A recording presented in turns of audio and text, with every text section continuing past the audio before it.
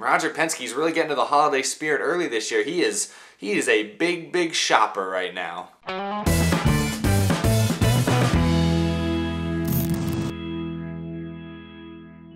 How's it going, y'all? My name is Eric and welcome to Out of the Groove. Very full show today. This week has had no shortage of big news stories from not just around NASCAR, but from around some of NASCAR's neighbors, some other major forms of motorsports, but it all has a NASCAR spin on things, all has NASCAR implications. So we're going to talk about a ton of stuff today, some silly season later on. There's going to be a lot to talk about in this episode, but first we have to thank today's sponsor, of course, Forney. Huge shout out to Out of the Groove sponsor, Forney, for once again sponsoring this episode of the show. Forney Industries is your one-stop shop for all your automotive, hardware, metalworking, and do-it-yourself needs. It's one of America's longest-running family-owned companies. They've been around since 1932. They sell over 5,000 metalworking, welding-related products. And as they've been doing on the show during the entire NASCAR playoffs, partnered with our friends at NASCAR Pole Position, they're doing another incredible giveaway over on Twitter. I'll put the link down in the description. Super easy to enter. All you need is a Twitter account, and this week they're giving away an incredible looking welding helmet as well as a pair of their signature welding gloves. The holidays are right around the corner, and Forney has everything you need for the do-it-yourselfer kind of person in your life. So thank you to Forney Industries for partnering with Out of the Groove, and remember to check out that link down in the description for a chance to win that awesome helmet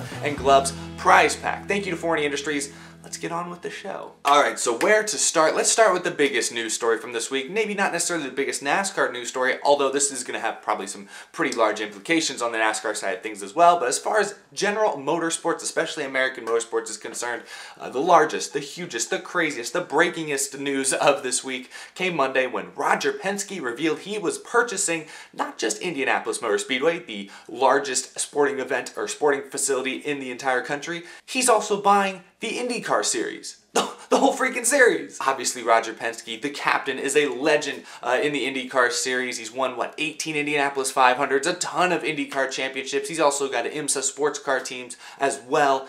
Roger Penske is a mainstay, is a staple in American motorsports because he also has a large NASCAR presence as well. This is where this ties into it. So anyway, let's talk about some of the details here, and then I'm going to talk about what it means primarily for NASCAR, because this is a NASCAR show. So earlier this week, Roger Penske, Penske Corporation, reached an agreement with Holman & Company to purchase the Indianapolis Motor Speedway and the IndyCar series. Both those companies are technically private, so financial deals, financial terms, like the actual dollar amount that they're paying that's changing hands, was not made public, but I've heard estimates that it's going to be in the mid-9 figures range, so we're talking $500 million, something like that. Not a billion, not breaking the billion mark from what I've heard. Penske is 82 years old. He gave a detailed press conference earlier this week where he kind of went in depth about kind of what his next steps are now that he's acquired all these amazing IndyCar open wheel assets. From the sounds of it, he wants to avoid any possible conflict of interest, so he's going to be stepping down as a race strategist, a day of race strategist for his Penske racing teams, and is instead going to focus on being the team owner and even working as part of the owner for the series itself. Of course, most of this deal is more important to IndyCar and that series because he owns the series now, and Indianapolis Motor Speedway is their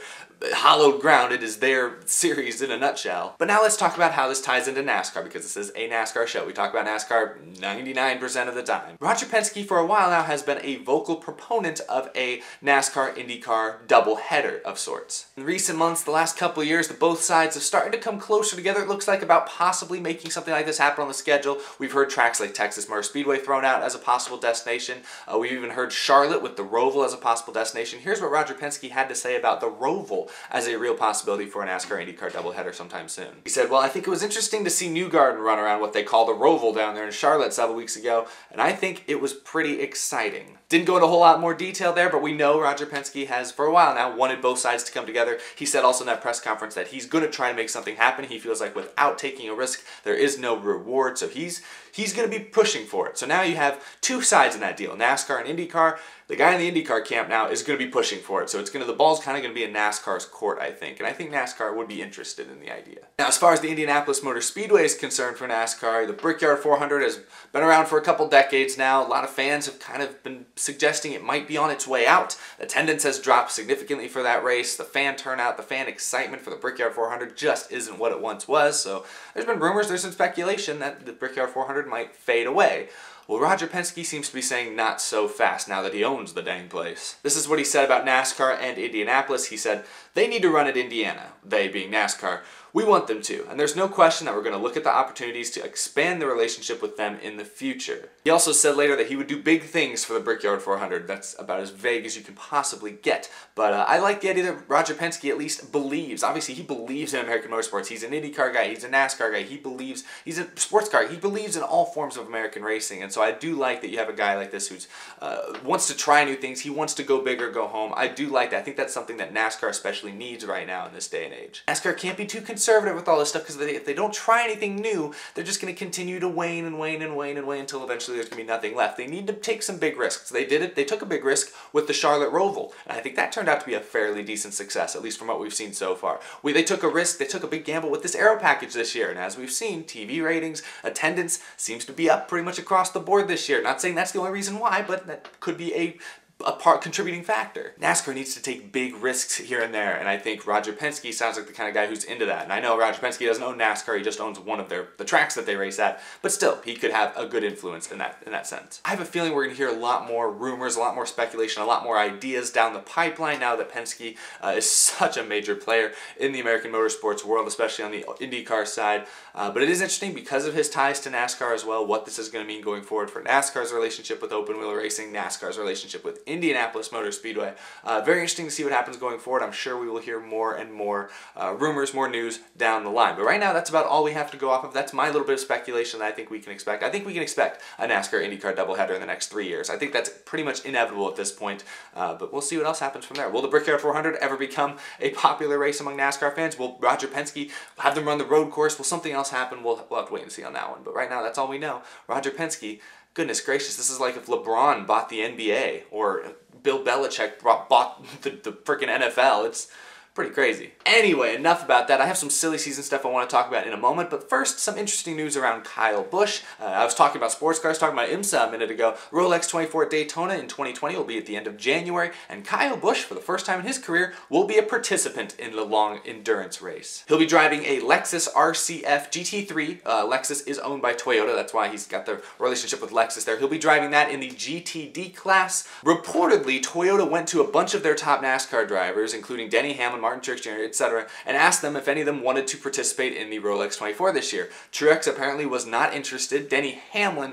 cited, that shoulder injury, the shoulder surgery he's going to have in the off-season as the reason he couldn't participate, but Kyle Busch apparently was very interested in the opportunity, so Kyle Busch will be making his Rolex 24 debut. That's going to be kind of cool. It is interesting because of the class he's driving in, he will not be eligible for the overall race win. He's going to be one of those drivers in a car that's sometimes in the way. He's obviously going to be racing for a win within that class, but that's going to be interesting to see Kyle Busch not in the fastest car on the track. Maybe still the fastest car in his class, but not on the track. So that'll be something new for Kyle Busch, a new kind of experience, but it's cool to see him doing that. It's about a couple weeks before the Daytona 500. Anyway, just thought I'd throw that little bit in there. The other big news story I want to talk about, it may not sound huge on the surface, but I think it speaks to a larger issue, speaks to just the bigger picture of the NASCAR Xfinity Series right now. But we've got to talk about silly season. Joe Gibbs Racing made an Xfinity Series driver announcement yesterday afternoon. 20-year-old Riley Herbst will be driving the number 18 car full-time next year for Joe Gibbs Racing in the Xfinity Series. He's going to have sponsorship from Monster Energy, Orca Coolers, as well as his family-run terrible Herbst brand. Riley Herbst, this is kind of a head shaker, not a head scratcher, because I understand where Joe Gibbs is coming from on here. Obviously, go with the driver who brings a lot of his own funding,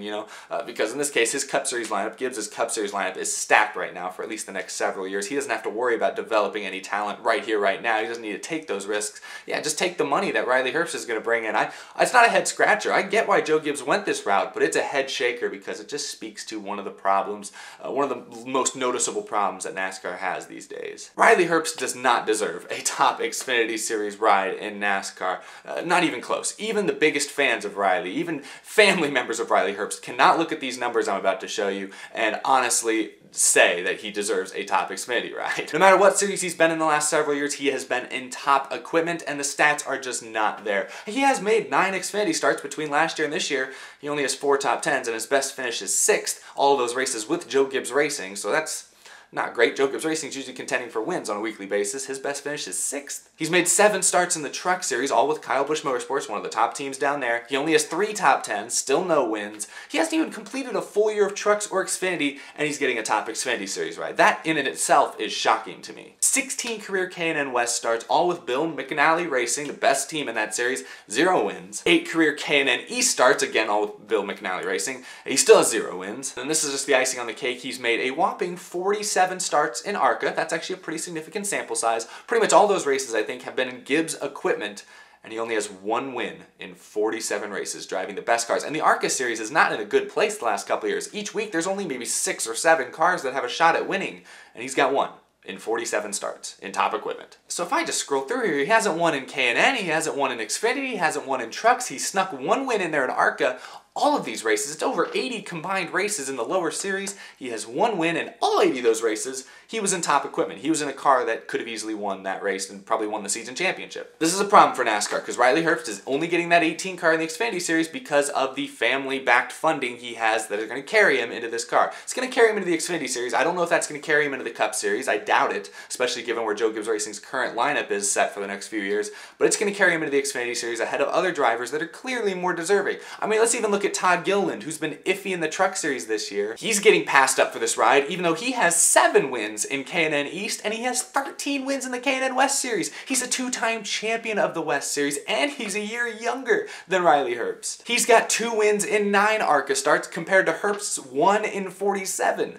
Why is Todd Gilliland not at least being considered for a full-time Xfinity car? Christian Eckes is only 18 years old. He's a Toyota driver with Venturini Motorsports down there. He just won 4 races and the ARCA Series Championship. Honestly, I'd rather see him in a full-time Xfinity car. Heck, I'd rather see Haley Deegan or Derek Krause, who's tearing up the K&N West Series, both driving Toyotas. I'd rather see one of them in an Xfinity car. I don't even think Derek Krause is old enough to run Xfinity. I'd still rather see him. I'd rather them bend the rule book and put him in that car because at least he's showing potential in the lower series. I don't want to sound like a Riley Herbst hater. I've never met Riley Herbst. He seems like a nice enough guy. A lot of people, a lot of his competitors all seem to very much like him, probably because they like beating him. In all seriousness though, he seems like a great guy. I don't want it to sound like I'm a hater. I hope he proves the haters wrong and earns that ride and earns his keep in NASCAR's top level. But Riley Herbst, I just read for the stats for you, and I compared him to some of his top competitors probably for that ride, and it's clear he doesn't hold a candle to him. But Joe Gibbs Racing, their driver lineup in the Xfinity Series next year is going to be Harrison Burton, Riley Herbst, and Brandon Jones. Of those 3, I don't really see any of them being championship contenders. Harrison Burton's probably the only one of those 3 who I think maybe has a Cup Series future. He didn't really do too well in trucks this year, but he at least has won K&N races. He's won championships down there. I think Harrison Burton can drive a race car, and he ran pretty well in Xfinity the few starts he made this year. So Harrison Burton I think might be okay, but Brandon Jones isn't any good. We know this. He spent 3 years in top equipment, and he finally got his first win a couple weeks ago because the top 5 or 6 contenders wrecked each other. He's another guy that has a ton of family-backed money. That's why he's in a top ride, and that just highlights the biggest problem I think NASCAR has right now, and one of the biggest reasons why I think a lot of fans over the last several years especially have become kind of less interested in NASCAR. A lot of fans grew up watching Jeff Gordon or Tony Stewart, drivers who were really exceptional at what they did, and that's what granted them top opportunities, where they continue to perform at each level. Nowadays, those drivers are retiring, going away, and they're being replaced. The new guys we're supposed to root for are Riley Herbst, or Brandon Jones, or Daniel Suarez, or Paul Menard. It's not the same. Those types of drivers have done nothing exceptional so far in their careers, and yet they continue to be promoted year after year after year. Jeff Gordon was winning dozens of races within his first couple years in this Cup Series. That's why he continued to get promoted, continued to get good opportunities, continued to get sponsors.